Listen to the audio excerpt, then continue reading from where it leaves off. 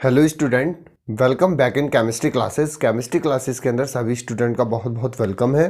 नया टॉपिक है जिसको हम स्टार्ट करने जा रहे हैं, electromagnetic wave and radiant energy.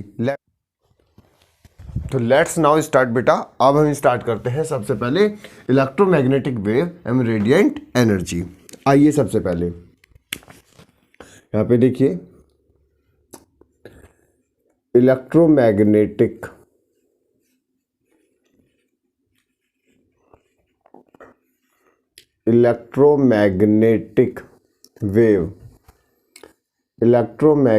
Wave and radiant energy. इस टॉपिक को लेके आज हम आसानी से बात करेंगे बेटा। सबसे पहले electromagnetic wave and radiant energy. तो सबसे पहले हम बात करेंगे इलेक्ट्रोमैग्नेटिक वेव की, कि इलेक्ट्रोमैग्नेटिक वेव क्या होता है, कि इलेक्ट्रोमैग्नेटिक वेव क्या होती हैं। इसके बारे में हमारा फर्स्ट टॉपिक चलेगा इलेक्ट्रोमैग्नेटिक वेव। तो पहले इसको थोड़ा सा समझते हैं बेटा, और समझने के बाद हम इसको डिस्कशन करते हैं, इसकी थ्योरी के बारे में डिस्कस करते हैं। आइए सबसे पहले हम इसके बारे में डिस्कस करते हैं। देखिए क्या होती हैं इलेक्ट्रोमैग्नेटिक वेव, कि आपके पास कोई भी दो मैटर हैं, एनर्जी वाले मैटर हैं, यानी कि जिनके पास अपनी अपनी एनर्जी है। जब किसी भी एक मैटर से एनर्जी निकल करके दूसरे मैटर की तरफ चलती है तो वो एनर्जी वेव की फॉर्म में चलती है। किसकी फॉर्म में चलती है? वेव की फॉर्म में चलती है। वो जो वेव की फॉर्म में चलती है ना, उसी स्ट्रक्चर को क्या कहते हैं? Electromagnetic wave. यानी कि उन्हीं वेव्स को हम क्या बोलते हैं? Electromagnetic wave. मेरी बात समझ में आ रही है कि अगर हम किसी भी मैटर से, कोई भी मैटर से अगर वेव निकलती है और वो दूसरे मैटर की तरफ जाती है तो वो वेव की फॉर्म में चलती है। उन्हीं वेव को क्या बोलते हैं? Electromagnetic wave. क्यों? क्योंकि वो वेव इलेक्ट्रिक फील्ड भी जनरेट करती है और साथ साथ में मैग्नेटिक फील्ड भी जनरेट करती है। यानी कि ऐसी वेव जब मूवमेंट करती हैं किसी भी मीडियम में तो वो यानी कि इलेक्ट्रिक फील्ड भी जनरेट करेंगी और मैग्नेटिक फील्ड भी जनरेट करेंगी। इसी वजह से इनका नाम क्या आ गया? Electromagnetic wave. अब इसके अंदर क्या क्या फीचर्स होते हैं इसके बारे में सबसे पहले समझते हैं। देखिए मैं यहाँ पे डायग्राम से सबसे पहले आपको बताऊं कि इलेक्ट्रोमैग्नेटिक वेव, कि जैसे आपके पास कोई भी ये मैटर है इस तरह का, इस मैटर को नाम दे दिया X, और आपके पास एक ये मैटर है और इसको नाम दे दिया Y। एक X हो गया और एक Y हो गया। अब यानी कि जब X के पास अपनी एनर्जी है, मैंने उसको मान लिया EX, और Y के पास अपनी एनर्जी है, इसको मैंने मान लिया EY। और आपको पता है कि एनर्जी जो होती है वो हमेशा कांस्टेंट होती है, बस एक फॉर्म से दूसरे फॉर्म में चेंज होती रहती है, या एक मैटर से दूसरे मैटर की तरफ ट्रांसफर होती रहती है। तो जब एनर्जी X से Y की तरफ ट्रांसफर होती है तो वो इस तरह से वेव की फॉर्म में होती है। दिख रहा है? ये एनर्जी का ट्रांसफर हो रहा है बेटा, यहां से इस तरीके से। ये क्या हो रहा है? Transfer of energy. यानी कि इसको हम यहां लिख भी सकते हैं, ट्रांसफर ऑफ एनर्जी। ये एनर्जी का ट्रांसफर हो रहा है। अब ये एनर्जी का ट्रांसफर किसकी फॉर्म में हो रहा है? वेव की फॉर्म में। ये एनर्जी का ट्रांसफर वेव की फॉर्म में हो रहा है। तो ऐसी वेव को क्या बोलते हैं? Electromagnetic wave. और जब ये वेव किसी मीडियम में या वैक्यूम के अंदर मूव करती हैं तो साथ में इलेक्ट्रिक फील्ड भी जनरेट करेंगी और मैग्नेटिक फील्ड भी जनरेट करेंगी। इसी वजह से इसका नाम है इलेक्ट्रो से मतलब इलेक्ट्रिक फील्ड और मैग्नेटिक से मतलब मैग्नेटिक फील्ड। यानी कि ये इलेक्ट्रिक फील्ड भी जनरेट करेंगी और मैग्नेटिक फील्ड भी जनरेट करेंगी। तो मैं यहाँ ये भी कह सकता हूँ कि ये जो वेव चलने वाली है वो यहाँ पर हमारा इलेक्ट्रिक फील्ड भी जनरेट करने वाली है, साथ में इधर की तरफ देखें तो ये मैग्नेटिक फील्ड भी जनरेट करेंगी। ये दोनों टाइप के फील्ड जनरेट करेंगी। तो इसी वजह से इनका नाम जो दे दिया वो क्या दे दिया? Electromagnetic wave. तो बात समझ में आई?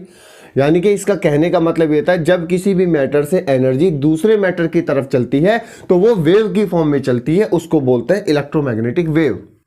बस इलेक्ट्रोमैग्नेटिक वेव का इतना है कि जब वो जाती रहती है, जब वो ट्रांसफर होती रहती है, तो वो दोनों तरह के फील्ड जनरेट करती है, इलेक्ट्रिक फील्ड भी जनरेट करेगी और मैग्नेटिक फील्ड भी जनरेट करेगी। कुछ बात क्लियर है? इनका होने के बाद सबसे पहले हम इसकी थ्योरी को देखते हैं कि इसमें सबसे पहले बेटा थ्योरी क्या आती है। देखिए, सबसे पहले the transfer of energy, the transfer of energy, the transfer of energy, energy का transfer from one matter to another matter, from one matter to another matter, from one matter to another matter, the transfer of energy from one matter to another matter in the waveform, in the waveform, and the wave are produced, and the wave are produces electric field,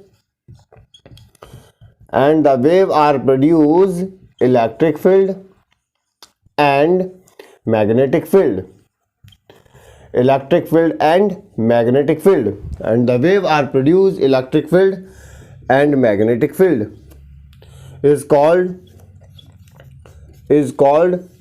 electromagnetic wave, is called electromagnetic, is called electromagnetic wave। उनको क्या बोलते हैं? Electromagnetic wave, या साथ में इसको बोलते हैं रेडिएंट एनर्जी।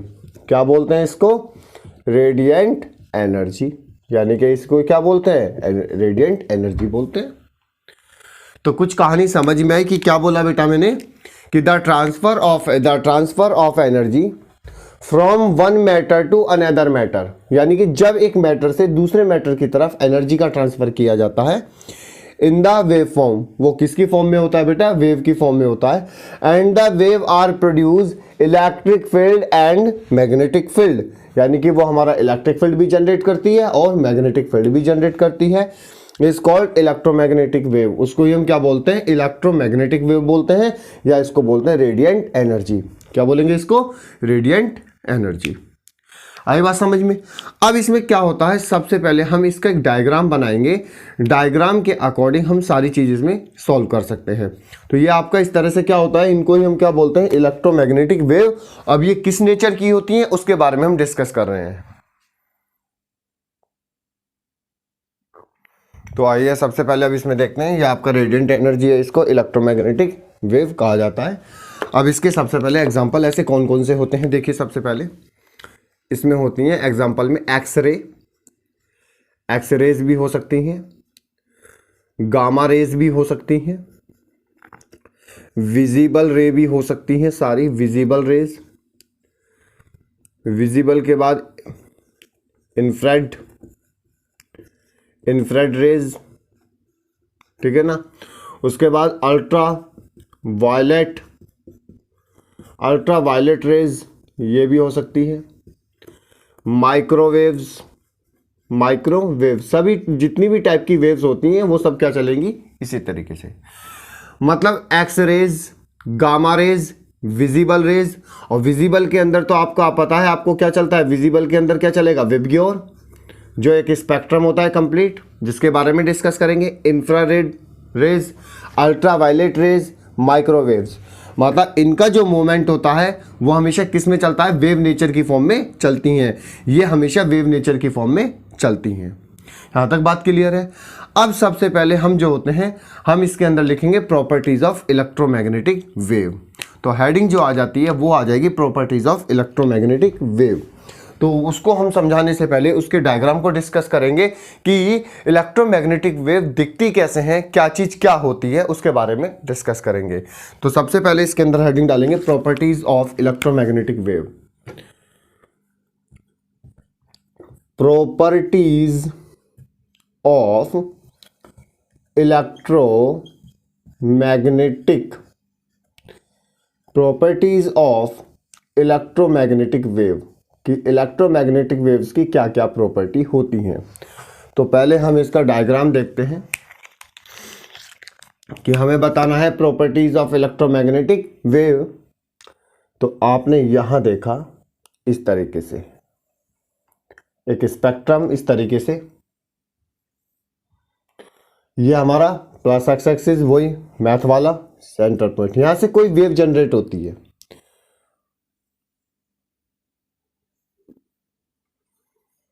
तो ये होती है वेव की नेचर, इस तरीके से चलती है, आपको दिखाई देती है, ठीक है ना। वेव इसी तरीके से चलती हैं, एक बार ऊपर down up down up down, इस तरीके से वेव चलती जाती है। यानी कि वेव का नेचर होता है, यानी कि वेव दोनों तरीके से चलती है, लॉन्गिट्यूडनल भी चलती हैं और ट्रांसवर्स भी चलती हैं, ठीक है।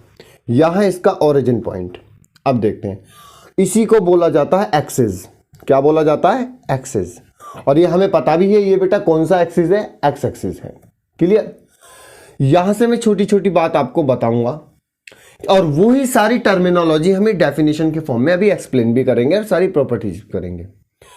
तो मुझे एक ऐसा दिख रहा है कि यहां पे जो हमारी यहां से देखना वेव चल रही है, आप ध्यान से देखना, वेव चल रही है।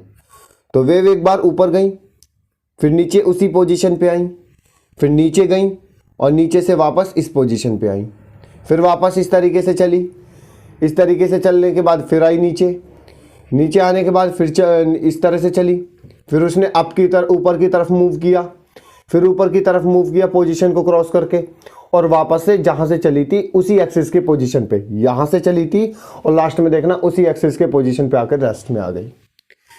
तो इसका मतलब है, कहने का फर्स्ट पॉइंट ये है प्रॉपर्टीज के अंदर कि जो हमारी इलेक्ट्रोमैग्नेटिक वेव होती है ना, वो हमारे लॉन्गिट्यूडनल फॉर्म में आगे बढ़ती हैं। किस फॉर्म में आगे बढ़ेंगी? लॉन्गिट्यूडनल फॉर्म में। मतलब जो आगे की तरफ जो मूव करेंगी ना, वो लॉन्गिट्यूडनल मूव करेंगी, ट्रांसवर्स नहीं करेंगी। कैसी करेंगी बेटा? लॉन्गिट्यूडनल मूव करेंगी। तो फर्स्ट प्रॉपर्टी हम आपका यही लिखते हैं। सबसे पहले first property, the electromagnetic wave, the electromagnetic wave move on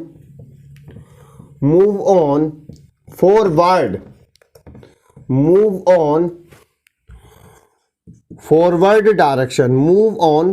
direction in the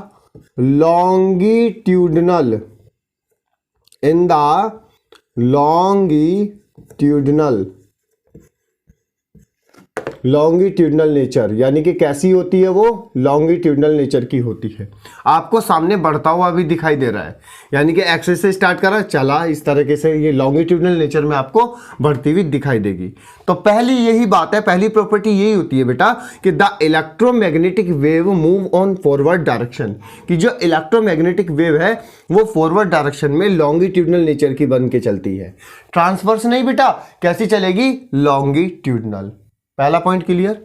दूसरा पॉइंट मैं आपको बताऊं कि इनको मूव ऑन करने के लिए, इनको चलने के लिए भी किसी मीडियम की भी रिक्वायरमेंट नहीं होती। इनको मूव ऑन करने के लिए, इनको चलने के लिए, मेरी बात समझना, इनको मूव ऑन करने के लिए या इनको चलने के लिए किसी भी मीडियम की जरूरत नहीं होती, ठीक है। नो मीडियम रिक्वायर्ड,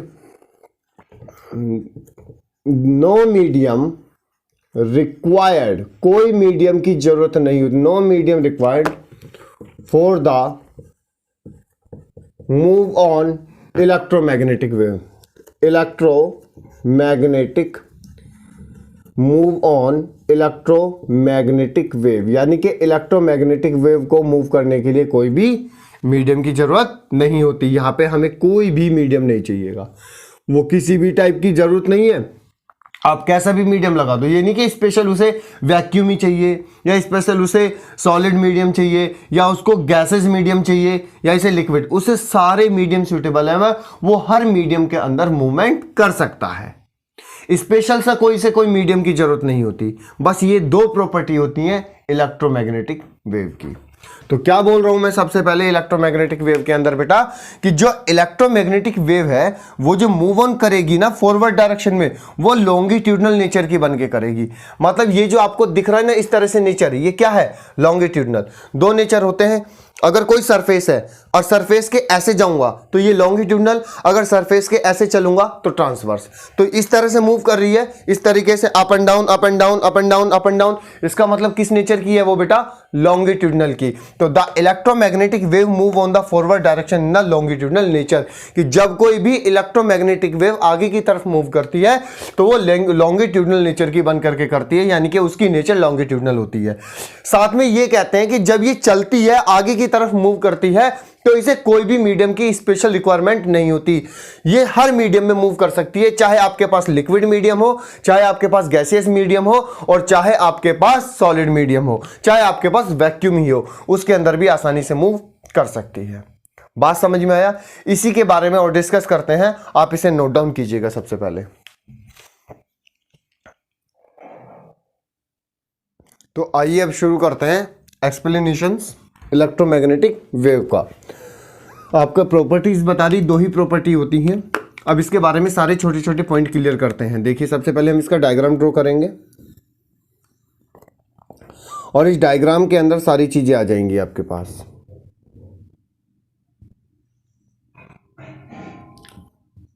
ये प्लस एक्स, ये प्लस वाई और ये माइनस वाई, यहां आपका ऑरिजिन पॉइंट। क्लियर? यहां से मैंने वेव को बनाना स्टार्ट किया, इस तरह से वेव आपके पास बन के आएगी।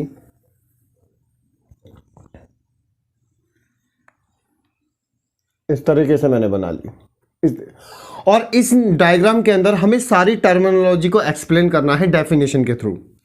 तो इस पॉइंट को जो मैं मानूंगा वो कौन सा पॉइंट हो जाएगा, ओरिजिन पॉइंट। कोशिश करना, और हम भी कोशिश करेंगे, आपको सारी चीज यहीं पे समझ में आ जाए। ओरिजिन पॉइंट हो गया जिसे ओ मानते हैं, और ये एक्सिस की लाइन को जो बोलते हैं, इस लाइन को बोलते हैं मीडियन लाइन। क्या बोलते हैं? Median line.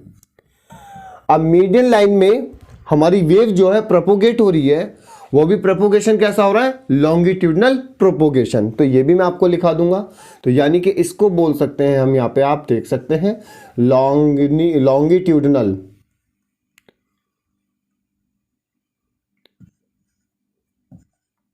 लॉन्गिट्यूडनल यानी कि इसको बोलेंगे longitudinal propagation. Longitudinal propagation, clear? Longitudinal propagation. उसके बाद ये आपका लॉन्गिट्यूडनल प्रोपोगेशन हो गया। उसके बाद ध्यान से समझना, जहां से ये चलना शुरू करती है, अब एक बार वेव ऊपर गई, एक बार वेव नीचे आई, दोबारा ऊपर गई, तो ऊपर वाले बैजेस को जो बोलते हैं वो क्या बोलते हैं, हॉर्न। क्या बोलते हैं इनको? हॉर्न्स। हॉर्न्स क्या बोलते हैं उनको? हॉर्न्स। ये ऊपर जो बिल्कुल उभार दिख रहे हैं, पहली वेव ऊपर गई, फिर नीचे आई, फिर ऊपर गई, तो जो दो ऊपर वाले जो पोर्शन होता है, जो ऊपर की तरफ उभार होते हैं, उनको नाम दे दिया जाता है हॉर्न्स। क्लियर? और जो नीचे की तरफ होते हैं उनको नाम दे दिया जाता है डोर्स। क्या नाम दे दिया जाता है? डोर्स। हिंदी में बोले तो श्रृंग और गर्त। कोई हिंदी का स्टूडेंट अगर देखे तो हिंदी में भी पता होना चाहिए, श्रृंग और गर्त। दो ऊपर वाले यानी कि जो हाईएस्ट पॉइंट होते हैं, हाईएस्ट पीक पॉइंट होते हैं, उनको हम हॉर्न्स बोलते हैं, और जो लोवेस्ट पीक पॉइंट होते हैं उनको हम डोर्स बोलते हैं। यानी कि हॉर्न्स का मतलब है highest peak point. Highest peak point. अगर आपकी क्लास में पूछा जाता है एक इलेक्ट्रोमैग्नेटिक वेव का डायग्राम बनाइए, तो आप बना सकते हैं। ये हाईएस्ट पीक पॉइंट है और ये आपका लोवेस्ट पीक पॉइंट है नीचे की तरफ। क्लियर? हाईएस्ट पीक पॉइंट को क्या नाम दे दिया जाता है? हाईएस्ट पीक पॉइंट को नाम दे देंगे हॉर्न, और लोवेस्ट पीक पॉइंट को नाम दे देंगे डोर्स। यहां तक क्लियर? उसके बाद ध्यान से समझना क्या बोल रहा हूं मैं। अब आपने देखा ये एक्सिस है, एक्सिस जो मीडियन लाइन जा रही है इसे एक्सिस ही बोलते हैं। इससे आप किसी भी हॉर्न के हाईएस्ट पीक पॉइंट तक चले जाइए, हाईएस्ट पीक पॉइंट तक। तो मीडियन लाइन से हाईएस्ट पीक पॉइंट तक के बीच की जो डिस्टेंस होती है ना, उसको एम्पलीट्यूड बोलते हैं। क्या बोलते हैं बेटा? एम्पलीट्यूड। इसी का नाम आ जाएगा यहां पे, इसको मैं नाम दे दूंगा एम्पलीट्यूड। एम्पलीट्यूड, कुछ मेरी बात समझ में आ रही है? उसी को हम एम्पलीट्यूड बोल देंगे, और एम्पलीट्यूड को हम ए से रिप्रेजेंट करते हैं। मीडियन लाइन से एक्सिस से एक हाईएस्ट पीक पॉइंट के बीच की जो डिस्टेंस होती है ना, उसको एम्पलीट्यूड बोलते हैं। जरूरी नहीं है मैं हाईएस्ट पीक पॉइंट के लिए, ये बात मेरी लोवेस्ट पीक पॉइंट के लिए भी जा सकती है कि एक्सिस से किसी भी लोवेस्ट पीक पॉइंट के लिए, यानी कि एक्सिस से, ये एक्सिस है, मीडियन लाइन है, और इससे लोवेस्ट पीक पॉइंट की जो बीच की डिस्टेंस होती है ना, उसको भी मैं एम्पलीट्यूड बोल सकता हूं। क्या बोल सकता हूं? एम्पलीट्यूड। और इस एम्पलीट्यूड को हम ए से रिप्रेजेंट करेंगे। मेरी बात क्लियर आ रही है समझ में? यानी कि आपको क्या क्या एम्पलीट्यूड के बारे में पता चल गया कि एम्पलीट्यूड किस किस के बीच की डिस्टेंस होती है, एक्सिस और हाईएस्ट पीक पॉइंट के बीच की, या एक्सिस या हॉर्न के बीच की। एक हॉर्न के हाईएस्ट पॉइंट पीक जो है उसके बीच की डिस्टेंस को एम्पलीट्यूड बोलते हैं, या एक्सिस से लोवेस्ट पीक पॉइंट के बीच की डिस्टेंस को एम्पलीट्यूड बोलते हैं। ये बात समझ में आ रही है ना? उसके बाद ध्यान से समझना, एक बात और समझनी है आपको, दो चीज लेनी है, यही मैं आपको बताऊं कि आपको एक वर्ड सुना होगा वेवलेंथ, कि वेवलेंथ किसे बोलते हैं? वेवलेंथ में कुछ नहीं होता, वेवलेंथ एक तरह की डिस्टेंस ही होती है। आपने देखा ना, वेवलेंथ को एंगस्ट्राम में मेजर किया जाता है, और 1 angstrom is equal to 10⁻⁻10 metre. आपने 10th क्लास में भी पढ़ा होगा।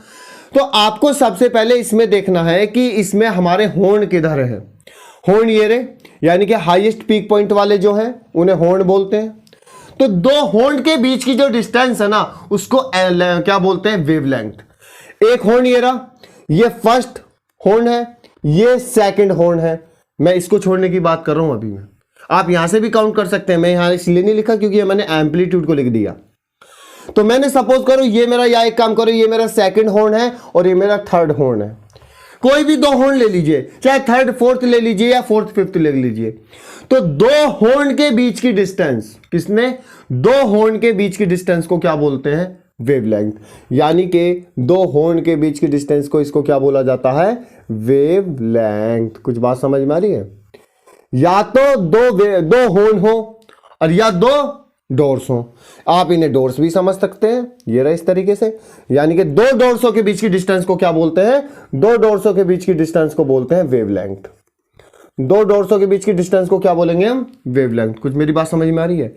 यानी कि दो हॉर्नों के बीच की डिस्टेंस को क्या बोलेंगे? वेवलेंथ। और दो डोर्सों के बीच की डिस्टेंस को बोल देंगे वेवलेंथ। आई बात समझ में? यानी कि लोवेस्ट पीक पॉइंट पे। मेरी बात क्लियर समझ में आ गई? इस तरीके से हम किसी भी एक इलेक्ट्रोमैग्नेटिक वेव को डायग्रामेटिकली ड्रॉ कर सकते हैं, और इसी के अकॉर्डिंग हम सारी अब डेफिनेशन से स्टार्ट कर देते हैं। तो सबसे पहला आप मुझे जो आ रही है, मुझे एक काम करना है, सबसे पहले मुझे लिखना है वेवलेंथ। ठीक है ना? तो सबसे पहले यहाँ पे हेडिंग आ जाती है आपकी वेवलेंथ। तो वेवलेंथ आप बता सकते हैं, आपको यही से पता लग रहा होगा कि वेवलेंथ क्या होती है। The distance between two horn या टू डोर्स, दो हॉर्नों के बीच की डिस्टेंस या दो डोर्स के बीच की डिस्टेंस को क्या बोलते हैं? क्या बोलते हैं आप बेटा? उसको बोलते हैं वेवलेंथ। क्या बोलेंगे? Wavelength. The distance between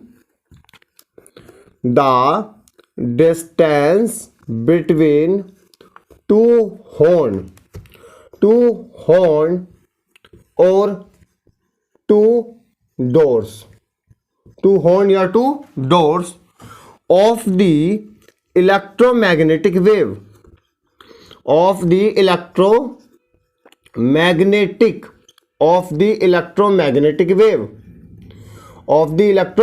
wave, the distance between two horn dash two doors of electromagnetic wave is called wavelength। यानी कि उसी को क्या बोलेंगे? वेवलेंथ बोलेंगे। और वेवलेंथ आपको पता है कि वेवलेंथ को हम लैम्बडा से रिप्रेजेंट करते हैं कि the distance between two horn या टू डोर्स, यानी कि दो हॉर्न और डोर्स के बीच की डिस्टेंस को क्या बोलते हैं? वेवलेंथ बोलते हैं। और वेवलेंथ को लैम्बडा से रिप्रेजेंट कर सकते हैं। क्लियर? दूसरी बात, आपने लैम्बडा से तो मेजर कर लिया, अब उसके अंदर यूनिट, आप इसको एंगस्ट्रॉम के अंदर भी मेजर कर सकते हैं, आप इसको पी को मीटर के अंदर भी मेजर कर सकते हैं, आप इसको नैनोमीटर के अंदर भी मेजर कर सकते हैं। मतलब वेवलेंथ को आप एंगस्ट्रॉम में भी ले लीजिए, पी को मीटर में भी ले लीजिए और नैनोमीटर में भी ले लीजिए, और साथ में आप बता सकते हैं इसको हम मीटर के अंदर भी मेजर कर सकते हैं। जैसे अगर एंगस्ट्रॉम में है तो एक एंगस्ट्रॉम के अंदर कितना होता है, 10 की पावर माइनस 10 मीटर। शाबाश। 1 पी को मीटर के अंदर कितना होता है, 10 की पावर माइनस 12 मीटर। 1 नैनोमीटर के अंदर कितना होता है, 1 नैनोमीटर के अंदर होता है 10 की पावर माइनस 9 मीटर। और 1 मीटर के अंदर कितना होता है, 1 मीटर के अंदर तो आपको पता ही नॉर्मल मीटर के अंदर चेंज करना होता है। तो यानी कि हमें दो हॉर्न या दो डोर्स के बीच की जो डिस्टेंस होती है उसको वेवलेंथ बोलते हैं किसी भी इलेक्ट्रोमैग्नेटिक वेव की। ठीक है, और उसको हमें किससे रिप्रेजेंट करते हैं, लैम्डा से रिप्रेजेंट करते हैं। इसका मतलब जो हमारी वेवलेंथ है वो वेवलेंथ तो एक टाइप की डिस्टेंस है बेटा, वो एक टाइप की, देखो दो एक बीच की डिस्टेंस ही तो बता रहा है। किसके बीच की डिस्टेंस बता रहा है, दो हॉर्न की। तभी तो हम इसको मीटर में मेजर करते हैं, क्योंकि डिस्टेंस की ऐसा यूनिट क्या होती है, मीटर। इसलिए जो वेवलेंथ है ना वो आपका एक टाइप का क्या होता है, डिस्टेंस ही होता है। आई बात समझ में। वेवलेंथ के बाद फिर स्टार्ट करते हैं।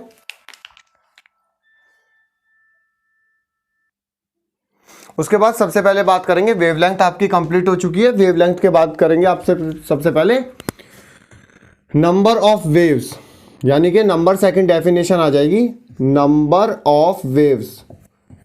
नंबर ऑफ वेव्स या तो आप इस तरह से बोल सकते हैं या दूसरे बोल सकते हैं इसको वेव नंबर, यानी कि वेव नंबर, यानी कि इसको बोलते हैं हिंदी में तरंग संख्या, और रिप्रेजेंट करेंगे न्यू बार।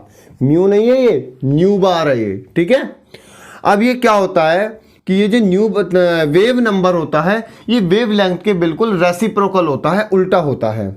तो देखिए सबसे पहले the number of wave reciprocal,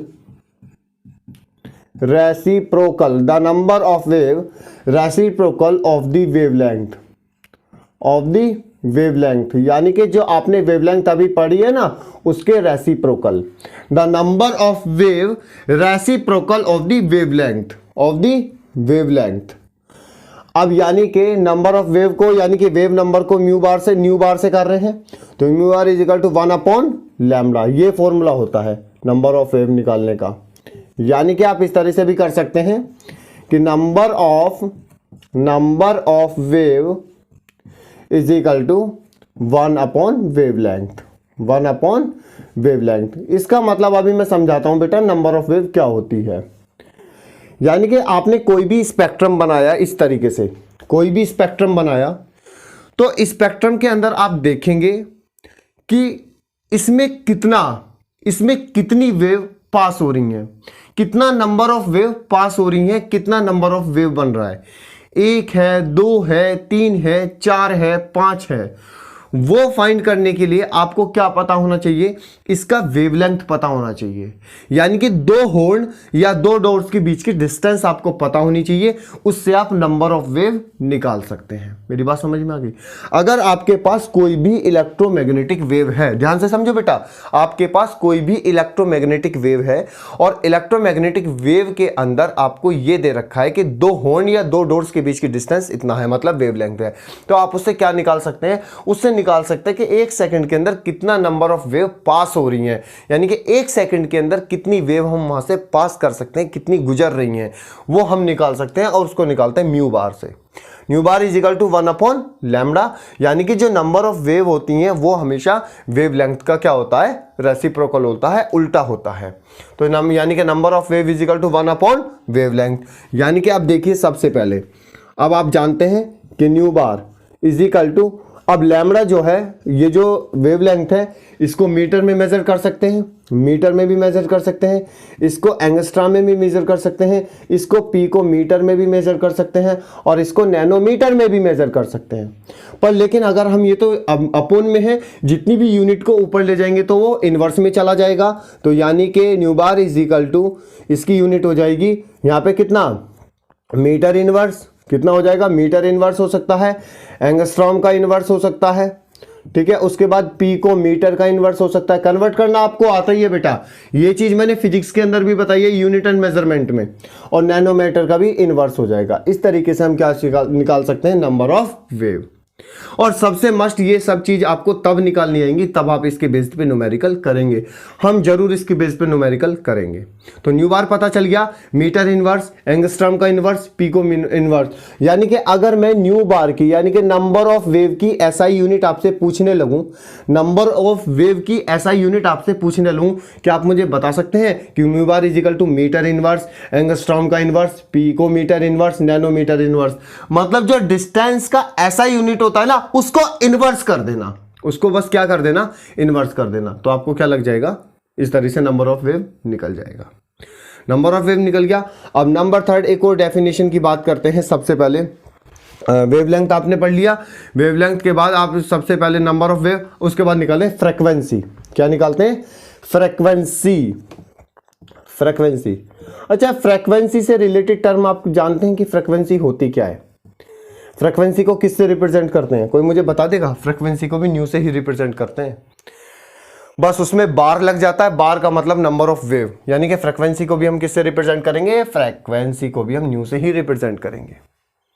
और ये भी वेवलेंथ के क्या होती है, अपोजिट होती है। इस चीज का ध्यान रख लेना। तो हमें बताना है कि ये कैसे अपोजिट होती है, उसको देखते हैं। तो फ्रीक्वेंसी की बात करते हैं। सबसे पहले फ्रीक्वेंसी क्या होता है, फ्रीक्वेंसी जो होता है कि फ्रीक्वेंसी का मतलब होता है कि एक सेकंड के अंदर कितनी वेव पास हो सकती हैं, एक सेकंड के अंदर कितनी वेव पास हो सकते हैं। आप बोलोगे नंबर ऑफ वेव तो आपने यहाँ भी पढ़ा था, पर ये नंबर ऑफ वेव तो जो था वो डिपेंड था किस पे, आपकी वेवलेंथ पे, यानी कि लैम्डा पे डिपेंड था। ये जो यहाँ पे जो फ्रीक्वेंसी है वो डिपेंड होती है टाइम पे, कि एक सेकंड के अंदर हम कितनी वेव को पास करा सकते हैं। सपोज करो, एक बात ध्यान से समझो कि हमारी कोई बाइक है और बाइक के अंदर एक रोटेशन मोटर लगी हुई है, उसके अंदर बाइक पे आपने लिखा भी देखा होगा आरपीएम।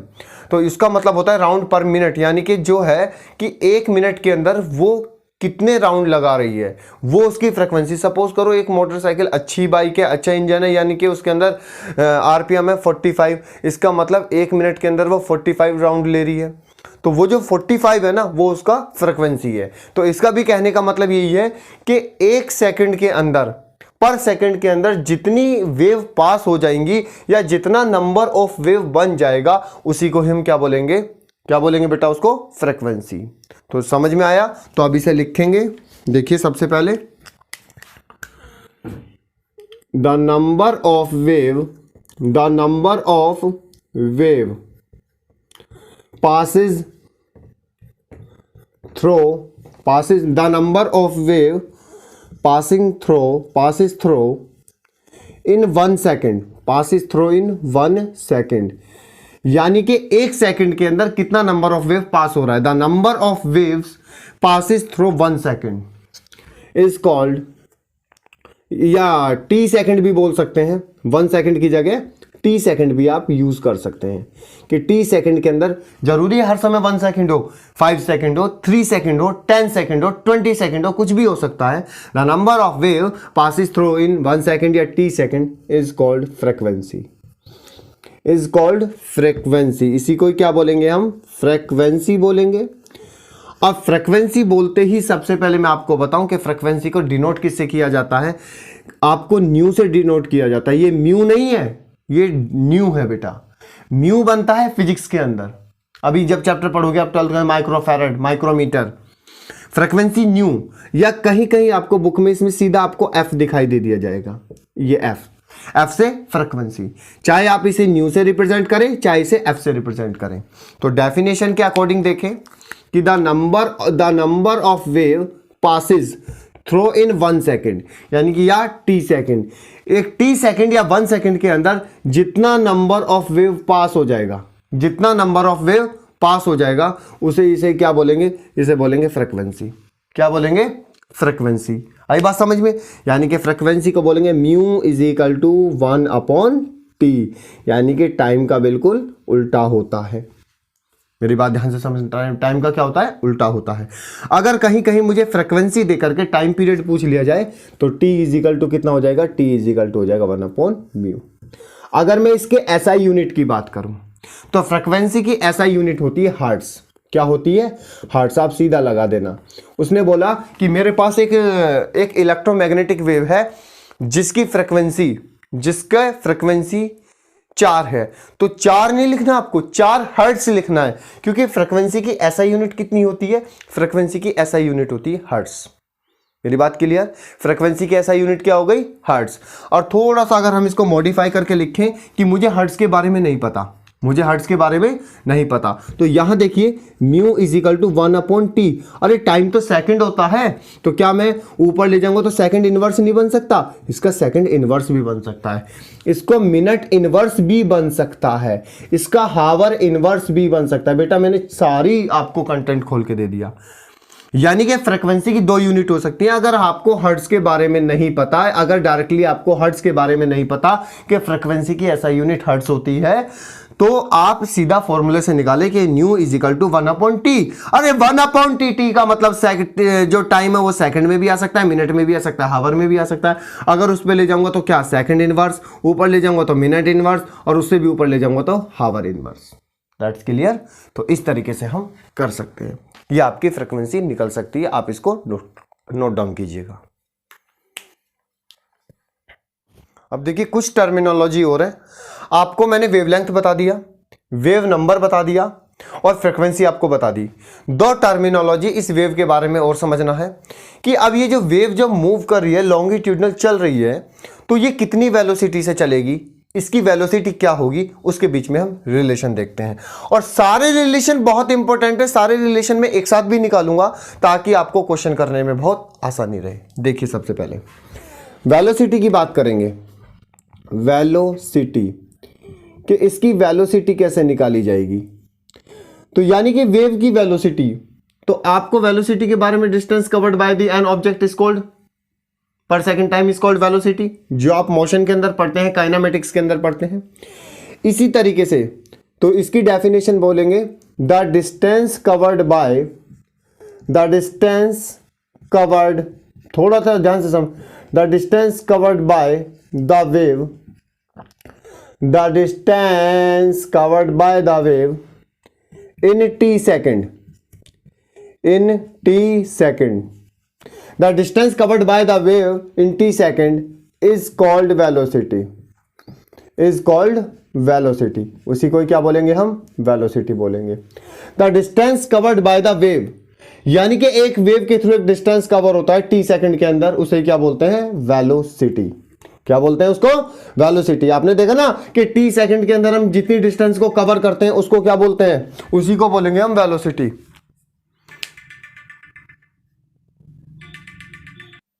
तो t सेकंड के अंदर देखिए हम कितनी डिस्टेंस कवर कर रहे हैं वो आपको देखना है। The distance covered by the wave in t second is called velocity. तो वेलोसिटी का फॉर्मूला आप जानते हैं कि वेलोसिटी इज इक्वल टू कितना होता है? Distance upon time. Velocity is equal to कितना होता है? Distance upon time. इस तरीके से तो यहां पर हमें निकालना कि वेलोसिटी इज इक्वल टू कितना हो गया? Velocity is equal to distance upon time. अब सबसे सपोज करो मैंने वेलोसिटी को v मान लिया। अब की बन रहा तो ये न्यू है ना म्यू है, इसमें कंफ्यूज मत होना। म्यू की तो मैंने बात ही नहीं करी, सिर्फ न्यू की बात करी है। नंबर ऑफ वेव निकालना है तो न्यू बार लेना है, और फ्रीक्वेंसी निकालनी है तो न्यू। अगर ज्यादा ही कंफ्यूज हो रहा हो तो फ्रीक्वेंसी को आप मान के चल लेना आप। तो v is equal to distance upon time, यानी कि d अपॉन टी। अब इसमें सबसे पहले कौन सी नई बात है वो हमें देखना है कि जब कोई भी वेव चलती है, लॉन्गिट्यूडनल फ्रंट में चलती है, तो यहां से देखिए, यहां से वेव चली कि नहीं चली? यहां से लेकर के चली, इस तरह से आई, फिर यहां से चली, इस तरीके से आई, और ये इसका मतलब यहां जाकर के एक पूरा साइन कंप्लीट। मेरी बात समझ? फिर यहां से चली, तो देखो उसने कितना, या आपने देखा कि 2 हॉर्न या 2 डोर्स के बीच की डिस्टेंस कितना है? कितना है? वेवलेंथ कितना है बेटा? या चाहे 2 हॉर्न ले लीजिए, चाहे डोर्स ले लीजिए, दोनों के बीच की डिस्टेंस कितना है आपका?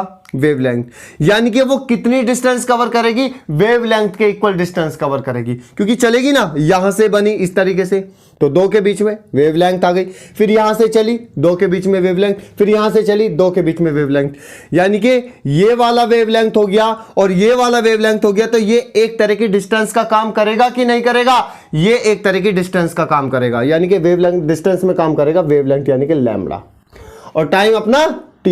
तो वेलोसिटी का कितना फॉर्मूला हो गया, velocity is equal to lambda upon t. Velocity is equal to कितना हो जाएगा, velocity is equal to lambda upon t. बात क्लियर है कि velocity is equal to lambda upon T.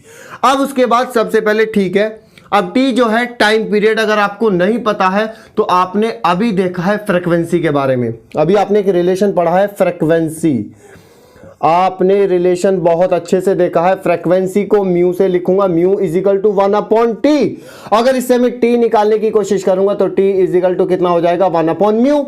T is equal to 1 upon mu. तो मैं क्या T की जगह ये वाली वैल्यू रख सकता हूं, टी की जगह वो वैल्यू भी रख सकता हूं। इसका मतलब यहां पे आ जाएगा मेरा v is equal to lambda. अब टी की जगह क्या रख सकता हूं, टी की जगह रख सकता हूं 1 अपॉन म्यू। म्यू को ऊपर ले जाऊंगा, ठीक है। तो म्यू को ऊपर ले जाने पे कितना हो जाएगा, v is equal to lambda into mu. आप इससे भी वेलोसिटी निकाल सकते हैं। सारे फॉर्मूले में आपके साथ में रखूंगा कि v is equal to lambda into mu, where lambda is wavelength और म्यू इज फ्रीक्वेंसी। क्लियर है ना। तो यानी कि यहां पे जो रिलेशन आ जाएगा वो रिलेशन आ जाएगा velocity is equal to wavelength into frequency. आप इससे भी निकाल सकते हैं सभी स्टूडेंट, इससे भी आप किसी भी वेव की वेलोसिटी, यानी कि वो कितनी वेलोसिटी से चल रही है, वो कितनी वेलोसिटी से चलेगी, इस तरीके से आप निकाल सकते हैं कि velocity is equal to wavelength into frequency. कुछ कहानी समझ में आई। इस तरीके से आप वेलोसिटी भी फाइंड कर सकते हैं। बस आपकी एक चीज और बची, एम्पलीट्यूड। कोई मुझे एम्पलीट्यूड के बारे में बता सकता है कि एम्पलीट्यूड का यहां से दिख रहा है क्या होता है? नहीं बता भी सकते हैं बेटा।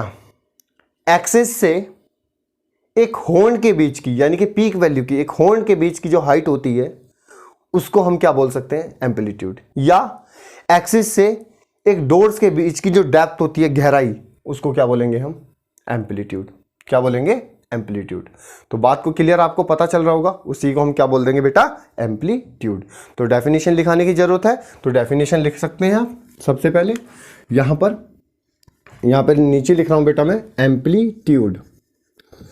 एम्पलीट्यूड, और एम्पलीट्यूड को हम ए से रिप्रेजेंट करते हैं, एम्पलीट्यूड को हम ए से रिप्रेजेंट करते हैं। इसका मतलब ये हो सकता है, मैं आपको बताऊं, the height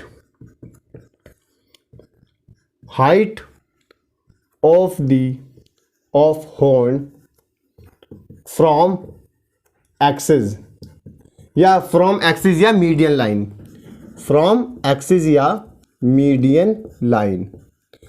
The height of horn from axis या median line, the height of horn from axis या median line, या the depth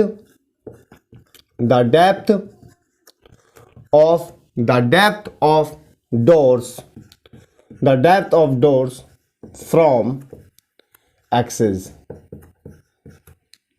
axis या median line is called amplitude, is called amplitude. इसकी तो डेफिनेशन पता होनी चाहिए। तो सारी मैंने आपके सामने सारी टर्मिनोलॉजी को ओपन करके रख दिया। इसको एम्पलीट्यूड बोलते हैं बेटा। क्या बोलते हैं, एम्पलीट्यूड। काम तो आपकी 4 आने वाली हैं, वेलोसिटी, वेवलेंथ, वेव नंबर और फ्रीक्वेंसी। इन्हीं के बीच में एक रिलेशन बताया जाएगा। आप इसको सबसे पहले नोट डाउन कीजिए। बस इसमें आपका क्या रह गया बेटा, एक कंप्लीट रिलेशन रह गया कि जितने भी फॉर्मूले हैं उनको एक साथ कंसेसाइज करना है और आपके सामने, क्योंकि आप जिससे सिर्फ उस रिलेशन को देखना और उस रिलेशन से ही सारे फॉर्मूले टर्मिनेट हो जाएंगे। देखिए सबसे पहले जो टर्मिनोलॉजी हमने पढ़ी, हमने सबसे पहले वेवलेंथ के बारे में पढ़ा। तो वेवलेंथ लैम्बडा,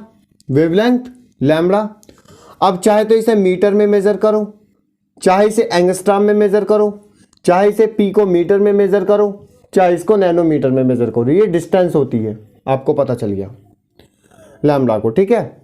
उसके बाद आया वेव नंबर। वेव नंबर, अब वेव नंबर को न्यू बार, वेव नंबर को न्यू बार, ये क्या होता है, ये रेसिप्रोकल होता है, ये रेसिप्रोकल होता है किसके, लैम्डा के, यानी कि कितना, nu bar is equal to 1 upon lambda. इस तरीके से ये फॉर्मूला वेव नंबर निकालने के काम आ जाएगा।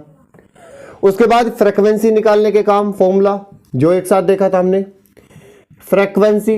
अब फ्रीक्वेंसी को आप चाहे न्यू से छोड़ दीजिए या इसको एफ से लिख लीजिए, तो म्यू या एफ इज इक्वल टू कितना, 1 अपॉन टी। ये टाइम पे डिपेंड कर रहा है, ये टाइम पे डिपेंड कर रहा है। इसकी कोई यूनिट नहीं होती, इसकी एक यूनिट होती थी हर्ट्ज। अगर हर्ट्ज आपको नहीं पता है तो हम इसको सेकंड इनवर्स भी मान सकते हैं, ये आपको मिनट इनवर्स भी मान सकते हैं, और या आपको यहाँ पे ये हावर इनवर्स भी मान सकते हैं। चाहे सेकंड इनवर्स हो, चाहे मिनट इनवर्स हो, चाहे ये सेकंड, यहाँ पे चाहे ये सेकंड इनवर्स हो, चाहे ये मिनट इनवर्स हो, और ये चाहे हावर इनवर्स। फ्रीक्वेंसी के बारे में ही पता चल गया। फ्रीक्वेंसी के बारे में बात करने के बाद हम, आपने क्या पढ़ा था, आपने पढ़ा था वेलोसिटी। वेलोसिटी, अब velocity is equal to, velocity कितना होता है, डिस्टेंस अपॉन टाइम। अब डिस्टेंस तो लैम्डा का काम करेगा, तो ध्यान से समझना, लैम्डा का काम करेगा, डिस्टेंस आपका लैम्डा का काम कर गया। यहाँ ये काम की चीज है, लैम्डा टाइम टी, तो एक फॉर्मूला तो आपका वेलोसिटी का हो जाएगा लैम्डा अपॉन टी। तो यहाँ देखना, यानी कि कितना लैम्डा, जब आपको वेवलेंथ दिया हो और टाइम दिया हो तो आपको ये वाला फॉर्मूला लगाना है, ठीक है। और सपोज करो ये ना दे करके, अब की बात ध्यान से समझना कि लैम्डा की जगह हमें वेव नंबर दिया है, लैम्डा की जगह वेव नंबर दिया है, तो आप ये भी तो टर्मिनेट कर सकते हैं कि आप जैसे wave number is equal to 1 upon lambda.